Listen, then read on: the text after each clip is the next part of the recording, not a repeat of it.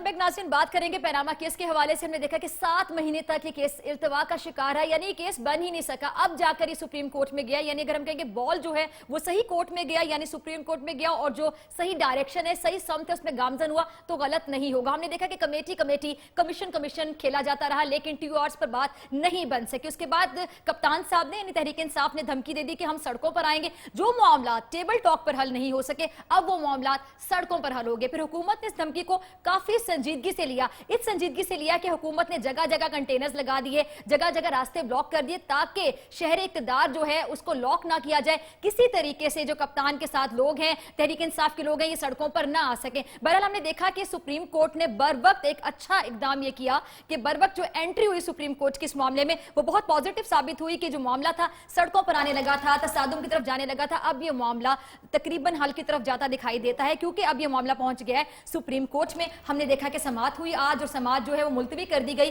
15 तारीख के लिए। और हमने देखा कि इज़हार बरहमी भी सामने आया सुप्रीम कोर्ट की जानिब से कि जो मुनासिब जवाब जमा नहीं करवाया जा रहा, क्या अदालत का वक्त जाया किया जा रहा है, क्या ये जो जवाब आते जो हमें चाहिए फरीकैन की जानिब से, क्या ये आइंदा आने वाले साल तक जमा करवा दिए जाएंगे। और अब देखना है बहरहाल कि अब 15 तारीख को क्या जवाब जमा करवाए जाएंगे, शवाहिद जमा करवाए जाएंगे। इसके साथ साथ हम ये भी देखेंगे, और हमारे साथ मौजूद है इस वक्त इस सूरत हाल को डिस्कस करने के लिए जस्टिस रिटायर्ड नासरा जावेद साहब। बहुत शुक्रिया नासरा साहब आपका ज्वाइन करने के लिए। पाकिस्तान मुस्लिम लीग नून से हमारे साथ मौजूद है राना मोहम्मद अर्शद साहब। राना साहब बहुत शुक्रिया ज्वाइन करने के लिए। गुफ्तगू का आगाज में नासरा साहब आपसे करना चाहूंगी, पैनामा पेपर्स में फैमिली का नाम आ जाना, इसके बारे में कानून क्या कहता है? क्या इटसेल्फ ये कोई सबूत या प्रूफ कंसिडर होता है? एक प्रिजम्पशन तो होगी ना कि अगर उन्होंने नामों का जिक्र किया है तो किसी चीज़ पे उन्होंने इन्हिसार किया है, और भी जो लोगों के नाम है, और जो दूसरे थे कायदीन रियासत, उन्होंने तो एक ने तो इस्तीफा दे दिया, इसलिए दूसरे ने उसी रोज अपने तमाम जो थे मामला यानी मामला पार्लियामेंट के सामने कैमरों ने कि जो भी था उसके इन्वेस्टमेंट या कुछ था ऑफशोर, तो सामने आ जाए। वालिद ने किया हुआ था और बता दिया कि मैंने फरोख्त कर दिया जब विरसे में आया, तो बाकी रह गया पाकिस्तान का जिक्र। तो यहाँ तो यही बात हुई कि वज़ीर-ए-आज़म का बराह रास्त जिक्र नहीं है, उनकी औलाद का जिक्र है। हमें पार्ट ज्वाइन कर रहे हैं बहुत शुक्रिया ज्वाइन करने के लिए। आपकी पार्टी का क्या स्टैंड है इस मामले पर? अब ये जुमला है ये सही जगह पर चला गया यानी सुप्रीम कोर्ट में। किसी के लिए भी स्टैंड है, और जब पॉइंट रहा हो ये टाइम नहीं अपना व्यू पॉइंट देने का। पार्लियामेंट हो गई, और पार्लियामेंट के अलावा जितने भी रियासती इदारे हैं, इदारे करप्शन के हवाले से, फाइनेंशियल क्राइम के हवाले से, वो सब फेल हो गए। अब मामला सुप्रीम कोर्ट में जा चुका है, और वहाँ हियरिंग हो रही है। तो मैं नहीं समझता कि मजीद कोई तबसरा या फैसला ना मुनासिब होगा। हमें सबको एहतमाम होना चाहिए आला अदलिया पर। सुप्रीम बिल्कुल सही कह रहे थे, बॉल है सही कोर्ट में चला गया, यानी सुप्रीम कोर्ट में चला गया। सच उम्मीदें हैं सुप्रीम कोर्ट से कि अच्छा फैसला आएगा और हकाइक में मबनी फैसला आएगा। आपसे क्या जानना चाहूंगी कि सामने फरमा दिया कि पार्लियामेंट फेल हो गई है, पार्लियामेंट फेल हो गई, तमाम पार्लियामेंटेरियंस के लिए, तमाम पॉलिटिशियंस के लिए कितना लंबा फिक्र है ये कि पार्लियामेंट फेल हो गई, मामला के कोर्ट में जाना पड़ा। जो लोग कहते हैं ना कि ये नाम जमहूरियत है, और ये जमहूरियत जो है वो चंद बड़े लोगों के मफादात का तहफ़्फ़ुज़ करने के लिए है, वो साबित हो गई। किसने किसका एहतसाब करना था, जाहिर है किसी ने किसी का नहीं करना था, ये आपस में सब हैंड इन ग्लव है। लेकिन अब तो मैं समझता हूँ कि चूंकि मामला जहाँ चला गया है वहां से बहुत सारी इंटरप्रिटेशन होंगी। वहां सिर्फ यही इंटरप्रिटेशन नहीं होगी कि ये पानामा का हल क्या होगा, बल्कि ये इंटरप्रिटेशन भी होगी कि भाई इस सारे 7-8 महीने का जो डिले हुआ है, मैं समझता हूँ कि जज साहिबान को उसके ऊपर भी कोई ना कोई कमेंट करना चाहिए। अब सुप्रीम कोर्ट तो लोग अब इसलिए मान रहे हैं ना, कोई चॉइस है नहीं, कोई और बचा नहीं है, अब तो मानना ही मानना पड़ेगा जो होगा वहाँ। सर आप एक सीनियर पॉलिटिशियन है, पहले भी आपका एक बड़ी पार्टी से ताल्लुक था, अभी आप सरजमीन पार्टी से ताल्लुक रखते हैं। आपसे ये भी जानना चाहूंगी कि आपको लगता है कि वज़ीर आज़म के इस्तीफे तक भी नौबत आ सकती है? डिपेंड करता है, if he is found guilty, if he is convicted, तो of course disqualification ऑटोमेटिक है। बट देन अगेन ये डिपेंड करता है कि सुप्रीम कोर्ट क्या फैसला करती है। अगर सुप्रीम कोर्ट उनको इनोसेंट करार देती है तो फिर ही विल। सर आपका लास्ट कमेंट में शहर कायद की आज की सूरत हाल पर भी चाहूंगी। शहर कायद आपका शहर है, वहां पे आज जो सूरत हाल रही कशीदा, उस पर भी आपके कमेंट चाहूंगी। आज की जो सूरत हाल है वो यकीनन हमें इस बात को सोचने पर मजबूर करती है कि پاکستان کے ہر بڑے شہر میں اور خصوصاً کراچی میں جو پاکستان کی معاشی شہرک ہے، بلوچستان میں جو غیر ملکی ہاتھ ہیں، جو غیر ملکی ایجنٹس ہیں، جو را کا انوالومنٹ ہے، وہ ہمارے شہروں کو پرسکون رہنے نہیں دیتا. امن و امان خراب کرنے میں خدا کی قسم کراچی کے شہریوں کا کوئی ہاتھ نہیں ہے. یہاں کے شہریوں میں فرقہ وارانہ، فرقہ پرستی ایک نام کو نہیں ہے. ہم یہاں پیدا ہوئے ہیں، یہاں بلے بڑے ہیں. ہمارے دوست، احباب، فیملی ٹرمز تمام فرقوں مسالک کے ساتھ ہیں. کراچی کے شہریوں میں کچھ نہیں ہے. یہ وہ ایجنٹس ہیں جو کراچی کو خراب کر کے، کراچی کا امن خراب کر کے پاکستان کا امن خراب کرنا چاہتے ہیں. ڈی اسٹیبلائزنگ فورسز ہیں اور ان کو اسی طریقے آئینی ہاتھوں سے نمٹنا چاہیے. ٹھیک ہے رضا ہارون صاحب، بہت شکریہ، آپ نے اپنی رائے سے اپنی پارٹی کے موقف سے آگاہ کیا. رانا محمد ارشد صاحب، آپ سے جاننا چاہوں گی، جیسے کہ رضا ہارون صاحب نے بھی کہا کہ پارلیمنٹ فیل ہو گیا، پارلیمنٹیرینز کے لیے اور بینگ اے پولیٹیشین آپ کے لیے کتنا بڑا لمحہ فکری ہے یہ کہ پارلیمنٹ فیل ہو گیا؟ جی بسم اللہ الرحمن الرحیم. فرسٹ آف آل تو میں ڈاکٹر صاحب آپ کا مشکور ہوں، آپ کے چینل کا مشکور ہوں. یہ ہارون بھائی کی اپنی اپینین ہے، لیکن اس میں میں بینگ اے پولیٹیکل ورکر یہ عرض کروں گا کہ جو آج ہم کہتے ہیں، دیکھیں جی، سب سے پہلے میں یہ عرض کروں گا کہ جو کورٹ کا ڈیسیژن ہوگا ہم اسے کو منوان تسلیم کریں گے. ہم نے، لیکن میں یہ ضرور عرض کروں گا سر آپشن بھی کوئی اور نہیں نا کہ منوان تسلیم کرنے کے علاوہ. لیکن میں عرض کرتا ہوں نا، 6 ماہ پہلے بھی ہم نے تو یہ بات کی تھی نا، جب یہ ایشو ریز ہوا تھا تو پرائم منسٹر نے قوم سے خطاب کیا تھا، اور جب ریٹائرڈ جج پر ہم کمیشن بنانے لگے تو اپوزیشن نے کہا کہ نہیں، یہ چیف جسٹس آف پاکستان کی قیادت میں سربراہی سر اگر تسلیم ہی کرنا تو پہلے تسلیم کیوں نہ کیا گیا؟ عوام اتنے عذاب میں مبتلا رہی، ہم نے دیکھا کہ دھرنے کے لیے لوگ سڑکوں پر نکل آئے، پھر کیا مشکلات کا سامنا کرنا پڑا، پولیس ان کو منتشر کرتی. جی جی بالکل.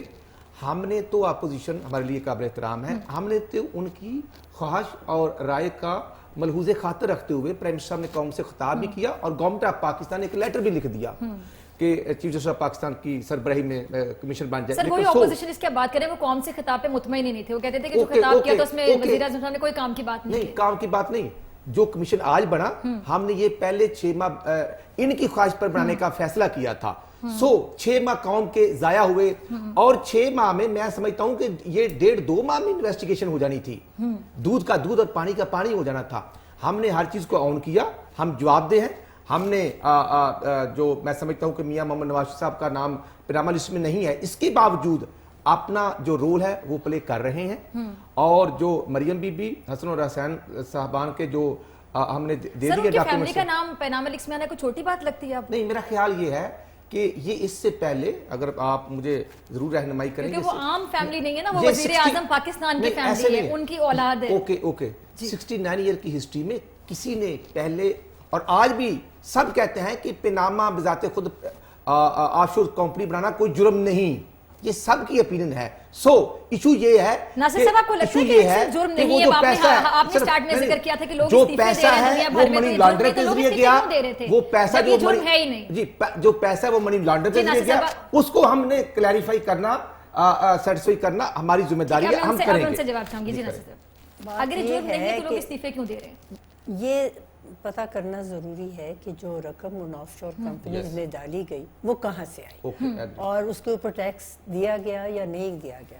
اور آپ نے دیکھا تھا کہ شاید پہلے دن جب یہ آیا تو حسین نواز کا ایک انٹرویو آیا تھا، اس نے کہا تھا کہ جی میں ٹیکس کو کم کرنے کے لیے یا ایویژن کا لفظ نہیں، سرکموینٹ کرنے کے لیے یہ آف شور کمپنی بنائی تھی. اب سوال یہ یہاں پہ تو اس وقت اٹھتا ہے پیناما لیکس میں کہ یہ پیسے حسن حسین اور مریم کے پاس کہاں سے آئے، اور اگر اس کا سورس ان کے والد تھے تو والد نے وہاں پہ کیسے بھیجوائے، یہ ارننگ کہاں سے، اور یا انہوں نے بزنس کس ایج میں سٹارٹ کیا، یہی سارا سوال ہے نا. کہ بظاہر تو یہی نظر آتا ہے کہ شاید انہوں نے اپنے بچوں کو وہ رقم دی، اگر دی تو کس طریقے سے ٹرانسفر ہوئی، اس پہ ٹیکس دیا گیا یا نہیں دیا گیا. تو اسی سارے معاملے پہ اب یہ سپریم کورٹ کے سامنے معاملات ہیں، جس میں جو مدعی ہیں انہوں نے اپنا دعویٰ ڈالا ہے، جواب دعویٰ جو ہے اب وہ مدعا علیہان کی طرف سے آیا ہے، لیکن انہوں نے جن دستاویزات پہ کیا ہے انحصار وہ انہوں نے ساتھ نہیں دیا. یہ بہت عجیب سی بات لگی، کیونکہ دیکھیے ہر وکیل کو پتہ ہے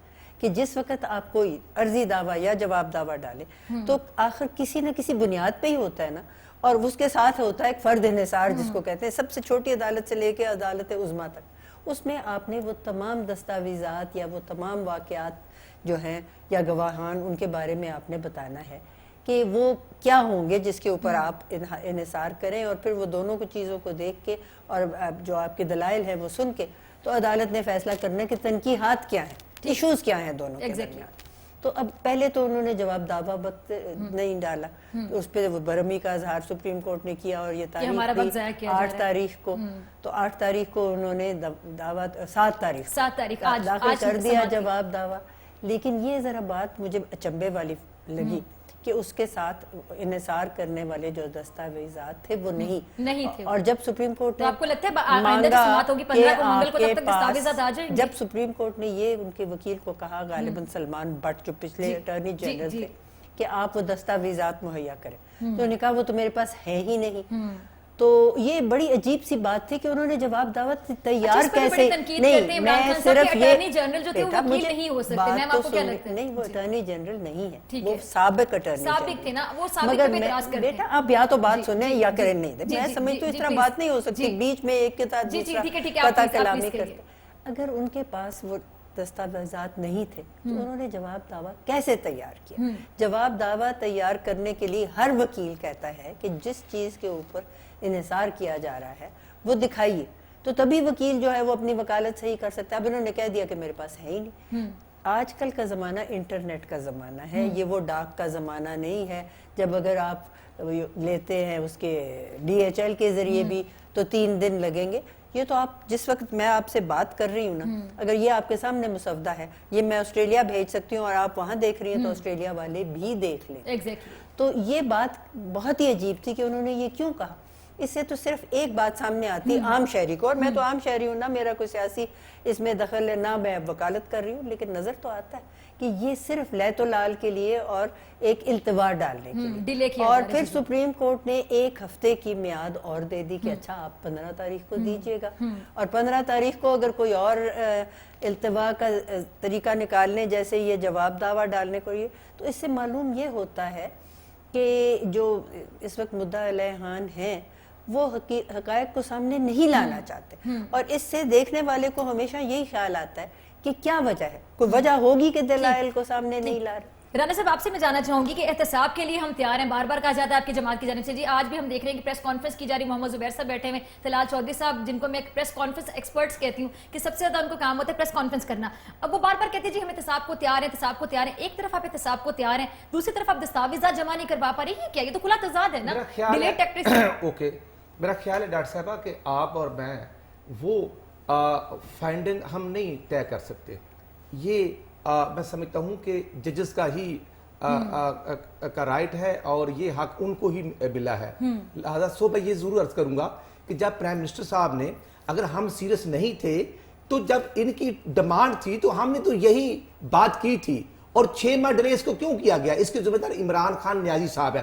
میں یہ ضرور عرض کروں گا، وہ ہمیں تو انگلیاں اٹھاتے ہیں، ہم تو جواب دے ہیں، اور میں یہ ضرور عرض کروں گا کہ جب انہوں نے ریٹ پٹیشن دائر کی تھی تو ان کو چاہیے تھا کہ وہ تمام ڈاکومنٹس کورٹ کو پرووائڈ کرتے جو ہمارے خلاف وہ لائے تھے، جو ان کے پاس پروف تھے، ان کے پاس کوئی پروف نہیں۔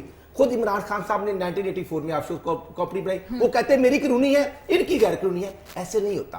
علیم خان صاحب کی 2 آف شور کمپنی ہیں، جہانگیر ترین صاحب کی 4 آف شور کمپنی ہیں، تو جب وہ دائیں بائیں خود خان صاحب ملوث ہیں، سر وہ بارہا کہہ چکے ہیں کہ ہمیں آف شور کمپنی بنانے پہ زیادہ اعتراض نہیں، ہمیں اس بات پہ اعتراض ہے کہ پیسہ کہاں سے آیا تھا، پیسہ آیا کہاں سے تھا، کمپنی بنانے کے لیے استعمال ہوا۔ یہی ایشو ہے، میں یہ عرض کروں گا کہ دیکھیں نا، اتفاق فوری کو نہیں تو نہیں بنی، الحمدللہ 1936 میں بنی تھی، اور پھر 1970 کی دہائی میں متحدہ عرب امارات شفٹ ہوئی تھی، اور 1971 میں جب آپ کو پتہ ہے کہ جب محترم ذوالفقار علی بھٹو صاحب نے قومی تحویل میں لیا تھا، اور اس کے بعد ہماری اور پیو پارٹی کی اتنی تسلط تھی کہ ہم ایک دوسرے کا احتساب کرتے رہے۔ 1988 میں محترمہ بینظیر بھٹو صاحب نے ہمارا احتساب کیا، اور 1993 میں کیا، پھر پرویز مشرف نے 12 اکتوبر 1999 کو 9 سال ہمارا احتساب کیا، ہم 5 دفعہ احتساب کروا چکے، اب بھی ہم حاضر ہیں۔ بریک کے بعد آپ دیکھتے رہیے 8 o'clock۔